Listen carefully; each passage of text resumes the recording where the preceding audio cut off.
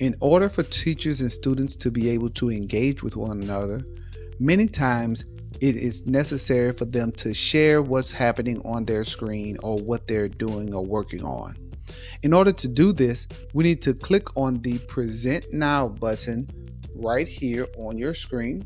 Once they click on Present Now, they then have the opportunity to either select your entire screen, a window, or a Chrome tab. And your entire screen will show everything that is on your screen, so that if you switch to another tab, another app, or another window, it will still show everything that's happening there. When we select a window, it will just show what's happening in one specific window of your screen. If you're going to be showing something that requires audio, or you're going to demonstrate or show a video, the best one to use is a Chrome tab.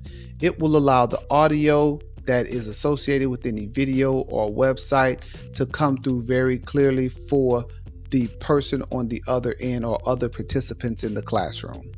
Let's take a look at sharing an entire screen. So when we click on Share Your Entire Screen, it will then bring up the option to be able to select which screen you want to share.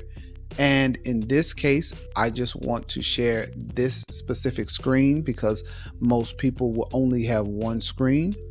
I'll click the Share button, and then it will switch to tell me that now I am presenting to everyone.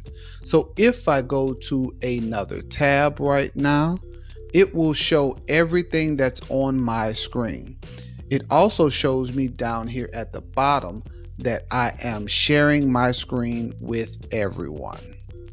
In order to stop sharing, I could click here, or I could click Stop Presenting in the Google Meet screen.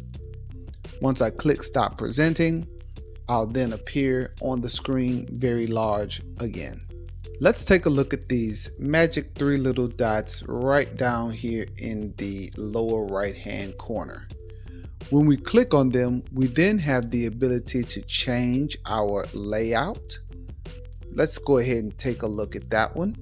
When we change our layout, Auto allows for the person who is speaking to become large on the screen. The sidebar allows the person who is speaking to be large on the screen, and then have a few of the participants or the other students on the side. Spotlight allows just one person to be speaking at a time on the screen. And then Tiled allows up to 16 different students who are in the classroom to be seen at once on my screen. It's totally up to you which one you choose. I personally like the Auto or the Spotlight.